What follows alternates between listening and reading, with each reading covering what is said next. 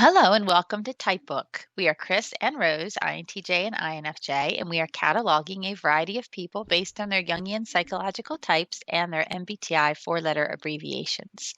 Please like our videos, subscribe to our channel, and engage with us in the comment section so we can get the word out about our work here. Okay, Liam Gallagher. Yes, this was a fast track request. All right, 3, 2, 1, go. When do you remember music entering into your life then? Like, obviously, older brothers... It was through our kid, probably. Because I never liked music. I used to hate it. I used to think anyone with a guitar or music, anyone listening to records is a weirdo. And I thought, I'm not having none of that. So I went into it as I went to football and just running around people's back gardens and just being a little And then he started bringing on records and then that's it, I just got into it. Then I started singing and I thought, I'm having a bit of that. But what about, like, when... There must have, you say about being into football, there must have been a point when you started to attach yourself to something that was going on, like, I mean... probably Football clothes.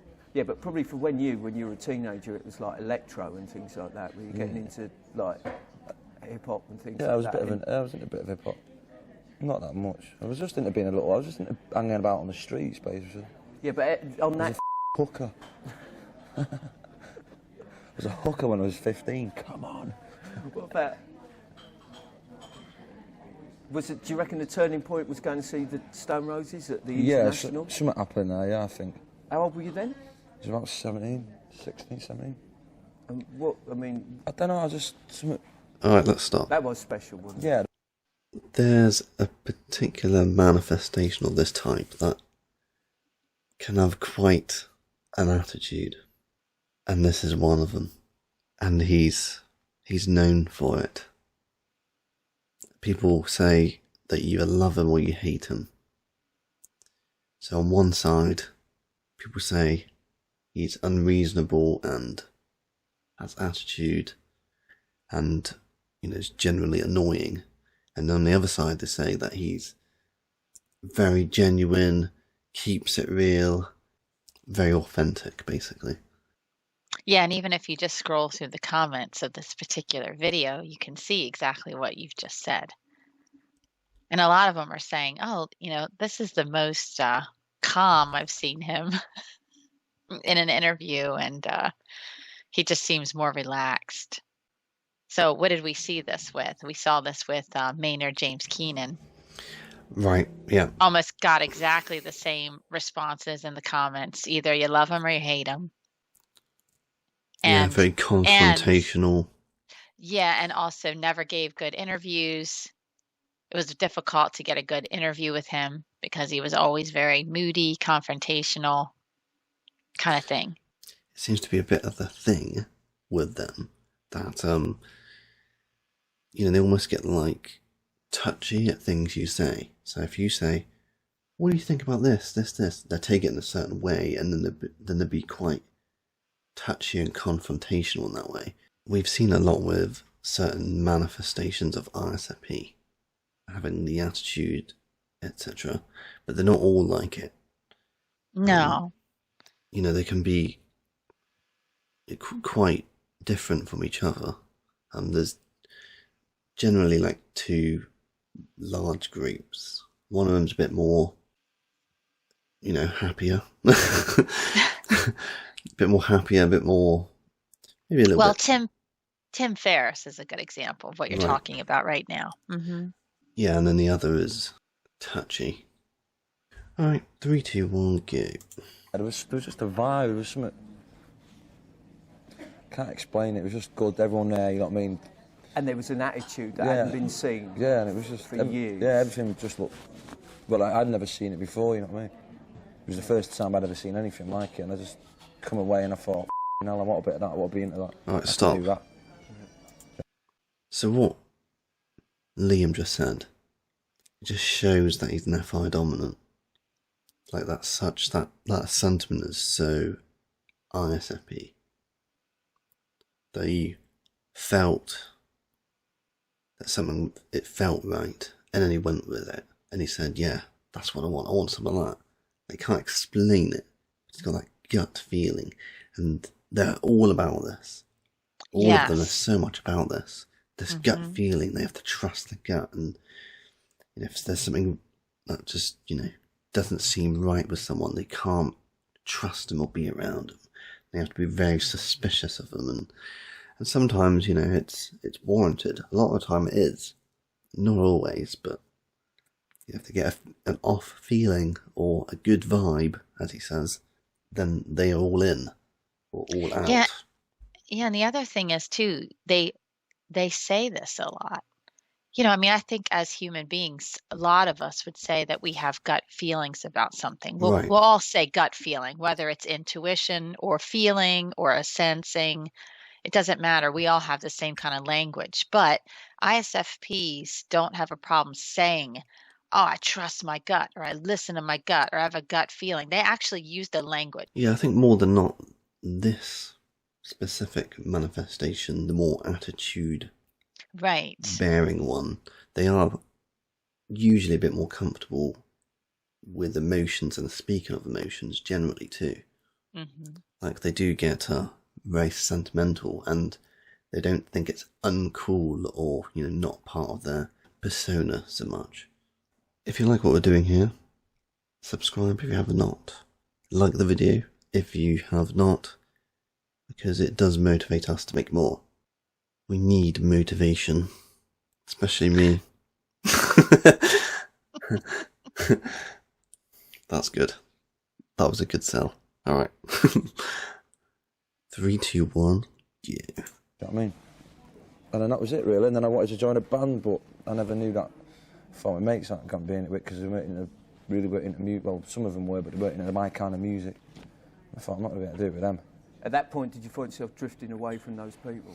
No, not drifting away. I just was always pulling our kid's shirt, going, come on, you join a band, because I knew we could play guitar, and I thought I knew I could do a bit of singing. And that was it, really.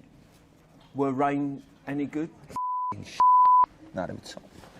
This is the band that you had before. No, I was in them. I was never in them. You weren't in Rain? No, I was let's get that straight. All right, put it on. Never ever in a band called The Rain. What about? There's always been an incredible sense of self-belief, and I would imagine it was there at the beginning because you all knew that something special was happening. A lot of people do take that for arrogance. Yeah, and they're misreading it. Well, that's another thing. That's what me completely off. Because I ain't arrogant. You know what I mean? Arrogance is rudeness. You know what I mean? That's what arrogance is. It's being rude. But confident is being. What's wrong with being confident? With that, if you're not confident, you need a bag of pork scratchings. with that sense of self-belief that you had right at the beginning. All right, let's stop. Bag of pork scratchings. They just don't have any trouble saying what they really think about something. Or should I say what they really feel? I don't know which one it is. But Yeah, and that's why people say INTJ. And to top it off, having that gut instinct, that FI dominance, they sometimes think that they're intuitive, and that's intuition, but it's not. Right. It's very difficult to not confuse the two in some ways if you don't know. Because, there is like niggling, saying, oh, don't do that, and then they think, oh, that's got to be intuition, I've got to be an INTJ or an INFJ.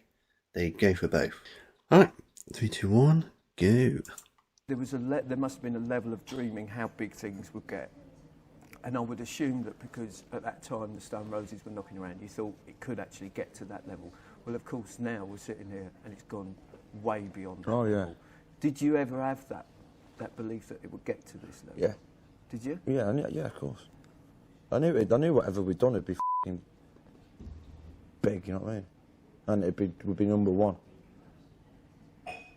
You know what I mean? Because I'm not... It's bigger than that now, isn't it? Oh, yeah. No, not number one. I mean, like, the ones, you know what I mean? Right. The ones who were going to do it, the ones who were going to... I knew that. And now it's come to a sort of thing where it's like... Because this is where my head's at the moment, anyway. It's like rock and roll, it's got to go got to go somewhere else, you know what I mean? You can write the songs. Yeah. We've got the songs wrote and that, but we've got to splash a bit of paint on it. Take it somewhere else. Rock and roll's been rock and roll for the last God knows how long, you know what I mean? I think it's time for the change. I don't know what. I was going to say, what is... Okay, let's stop. Know, but that's what's going to happen. A lot of swearing. Yeah. I was just going to bring up the firecracker thing. Like, they have this amazing ability to start this thing with so much self-belief or belief in the thing that they can pretty much do anything. It's sort of like a fake it till you make it sort of thing. I was just thinking that. So funny you said that. Yes. Any cause, any like project, any, you know, this dream, this thing, they just go in like all guns blazing, and like they're the ones with the passion to like follow it all through, and everyone else sort of is like, okay, I see, you know, it's like they're like firecracker. You know, I feel X, Y, Z about, I don't know, water in this African country. I'm going to go there. I'm going to do it. And everyone is going to kind of like crowd around me because I'm like the centre of the passion and the cause for it. Mm-hmm. And that's what happens. And then they get disillusioned. Everyone else takes over and it becomes a bit more, how would you say, a bit more organised. And then they leave. Right. But they've so they done go it. to the next. Then they go to the next firecracker situation. Yes, exactly. But they've like started that thing, and you can't really understate how important that is because no one else could do it. No one else could just, you know, jump in so head first with such force to get something moving, to like rile up the support, you know. They seldom stick around because they are quite confrontational, and you know, once it's off the ground and there's a thing, then I think people sort of push them out because they are unreasonable. And I guess you can sort of see that with Oasis, as he was saying. He knew it was going to be big, he believed in it, he did it, you know, he had no doubt in his mind, right, that he was going to be big, number one, right? And then they did it, and then it sort of fell apart, and he doesn't even speak to his brother anymore, who was part of the band. He's doing his own thing, and he's, you know, I don't think he's doing much. I think he did make some songs fairly recently, a couple of songs. But yeah, his brother is, you know, the consistent one. He seems to have done a lot of albums. So he almost needs to firecracker himself into another band. Yeah, but yeah, the thing is, he's done it now. That's the thing. Right. So it doesn't have that quite that novelty. I don't think that would, you know, it has to be something new. To support our project, please comment, like, and subscribe. We want to encourage a dialogue in the comments, so substantiated disagreement is welcome. Check out the playlist for this type and our recommended video below. If there's someone you want us to type, please leave a comment for us. Or you can look into our fast track system to find out how you can get your favorite people typed sooner.